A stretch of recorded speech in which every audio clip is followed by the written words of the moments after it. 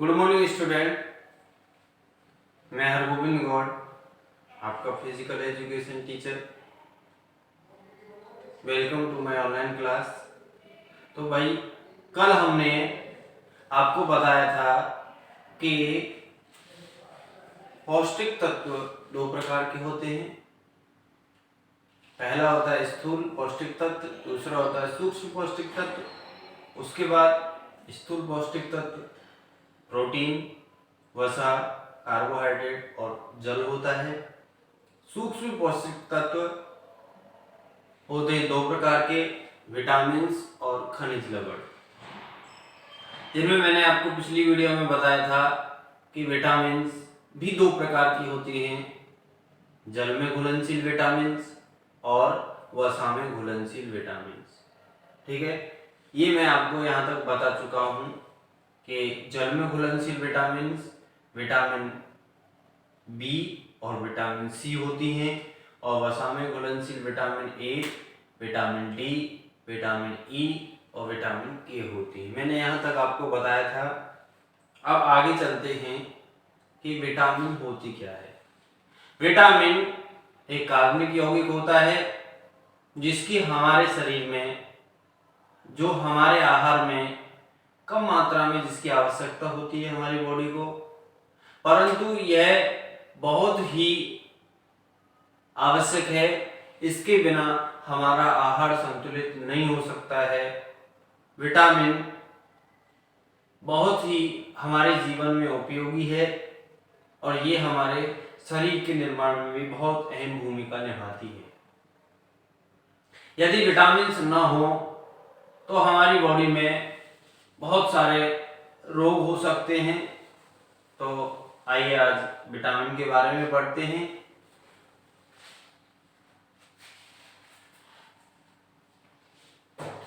तो आता है vitamin.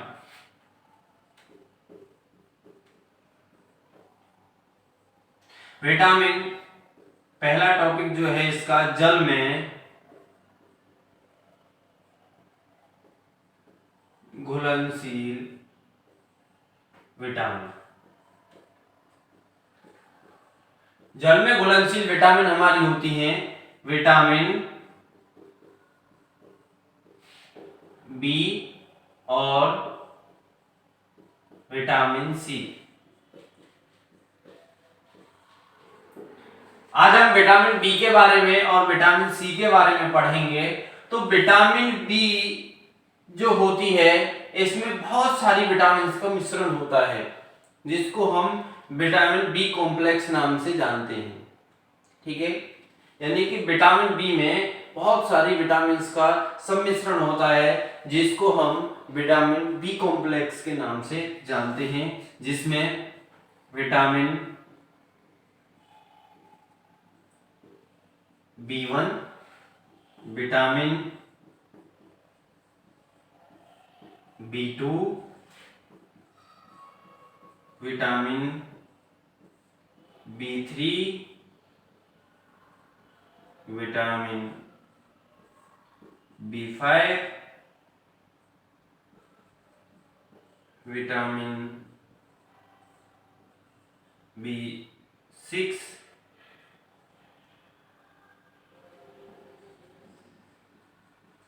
Vitamin B7,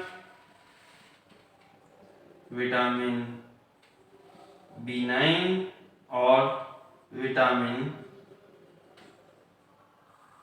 B12। Vitamin B complex में vitamin B1, vitamin B2, vitamin B3, vitamin B5, vitamin B6, vitamin B7, vitamin B9 और vitamin B12, इन सभी के मिश्रण को बी कॉम्प्लेक्स बोला जाता है। यानी कि विटामिन बी इन सभी के मिश्रण से बनी हुई होती है। ठीक है, तो विटामिन B1 का को दूसरे नाम थायमिन से भी जाना जाता है। थायमिन, यानी विटामिन बी को थायमिन भी बोला जाता है। ठीक है, विटामिन बी स्वाद में, जो विटामिन B1 का जो स्वाद होता है वो स्वाद होता है नमकीन। नमकीन होता है। जो हमारी इसकी कमी से जो रोग होता है, विटामिन B1 की कमी से हमें रोग होता है berry berry berry berry. Vitamin b की कमी से चक्कर आना, कब्ज होना, चिड़चिड़ापन होना और व्यक्ति की एकाग्रता में कमी होना भी हो सकता है। विटामिन B1 की कमी से व्यक्ति में भूख की कमी होना, शरीर के विकास में रुकावट भी आ सकती है। यानी कि विटामिन B1 को थायमिन नाम से जाना जाता है। विटामिन B1 का स्वाद नमकीन होता है।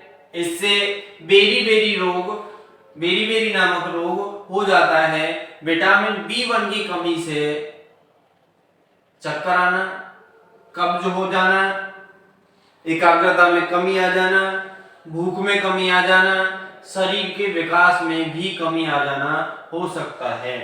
दूसरा आता है विटामिन B2। विटामिन B2 को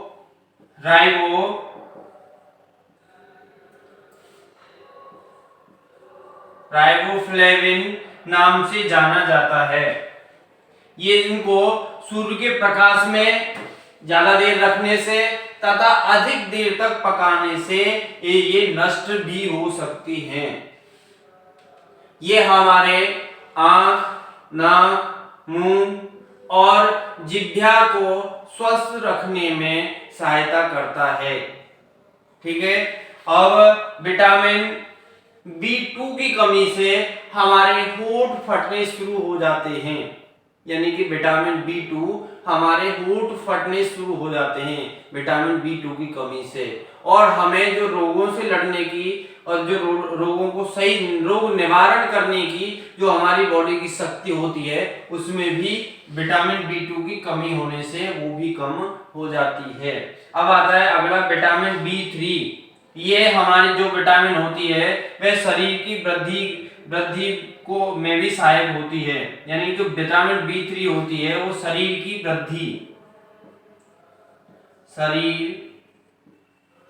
वृद्धि में सहायक। विटामिन B3 शरीर की वृद्धि में सहायक होती है। जो हमारे जो बाल होते हैं उन बालों के रंग को नियंत्रित रखती है। यानी कि विटामिन B3 हमारे शरीर की वृद्धि करती है और जो हमारे बालों का जो कलर है उसको जैसे कि जैसा बनाए रखने में भी सहायता करती है। हमारे बालों का कलर यदि ब्लैक है तो हमें हमारे बाल सफेद ना हो जाएं। यदि हमारे B3 की कमी नहीं है, यानी कि B3 की कमी है, तो हमारे बाल सफेद हो जाएंगे। और विटामिन B3 हमारी पर्याप्त मात्रा में हमारे पास है तो हमारे बाल काले ही बने रहेंगे। ओके, तो ये हमारे बालों के जो रंग होता है उसको बनाए रखने में भी हेल्प करती है। अगली आता है विटामिन B5। विटामिन B5 जो होती है वो शरीर के भार को संतुलित रखने के लिए सहायक होती है। शरीर के भार को संतुलित रखने के लिए, संतुलित रखना, यानी जो विटामिन B5 होती है वो व्यक्ति के भार को संतुलन में बनाए रखने के लिए सहायक होती है, जो कि हीमोग्लोबिन का निर्माण भी करती है। ये हमारे शरीर में हीमोग्लोबिन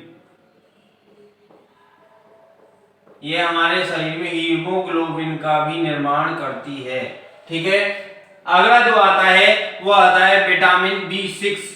विटामिन B6 हमारी त्वचा को स्वस्थ बनाए रखने के लिए सहायक होती है। त्वचा स्वस्थ बनाए रखने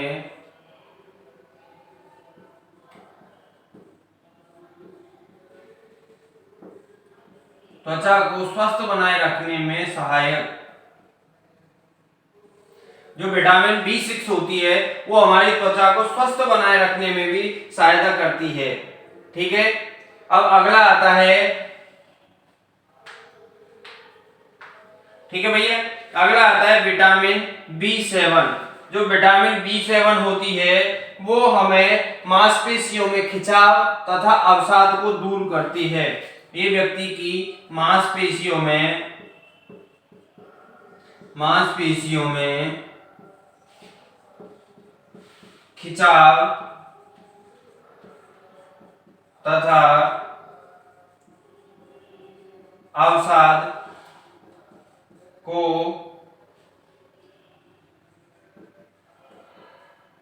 अवसाद से बचाए रखती है।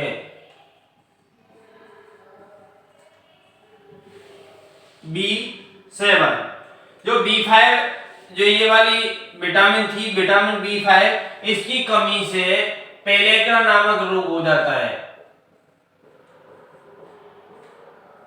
पेलेग्रा नामक रोग विटामिन B5 की कमी से हो जाता है। अब आता है विटामिन B9। विटामिन B9 जो होती है वो स्वाद में, ये विटामिन जो होती है वो रंगहीन तथा गंधहीन होती है। विटामिन B9 रंगहीन तथा गंधहीन होती है। इसको ये हमारे शरीर में रक्त का निर्माण करती है।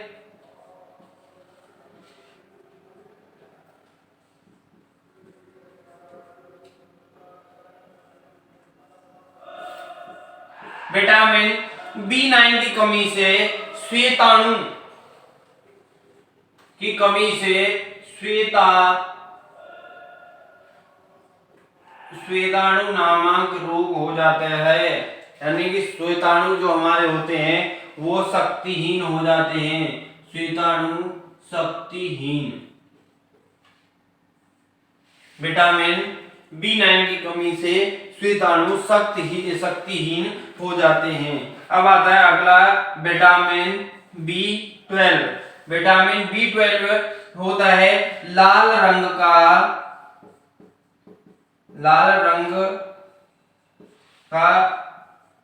रवेदार। जो विटामिन B12 होता है वह लाल रंग का रवेदार होता है, जिसकी कमी से एनीमिया नामक रोग हो जाता है। इसकी कमी से जो रोग होता है वो होता है एनीमिया नामक रोग हो जाता है। ठीक है, ये जल में घुलनशील विटामिन बी के थे। अब अगला जो आता है वो आता है विटामिन सी। विटामिन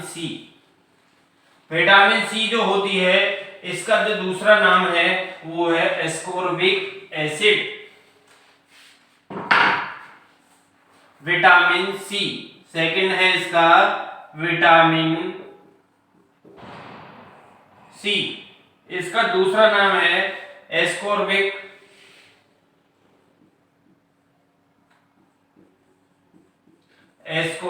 अम्ल। यानी विटामिन सी को एस्कोर्बिक अम्ल के नाम से भी जाना जाता है। ये गंधहीन अम्ल होता है। ये गंधहीन अम्ल होता है तथा इसको पानी में आसानी से घोला जा सकता है। जो विटामिन सी होता है वो कोलेजन का निर्माण करता है। कोलेजन का निर्माण करता है तथा कोशिकाओं तथा रक्त वाहिनियों में को आपस में जोड़ता है। कोशिकाओं तथा रक्त वाहिनियों को आपस में जोड़ता है।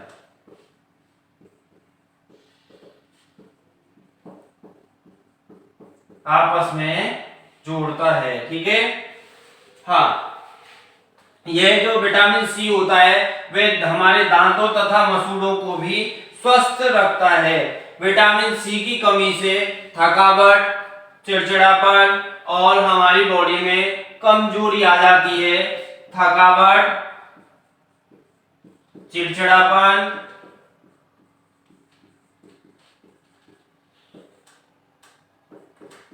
तथा कमजोरी आ जाती है। ठीक है, विटामिन सी की कमी से स्कर्वी नामक रोग हो जाता है। विटामिन सी की कमी से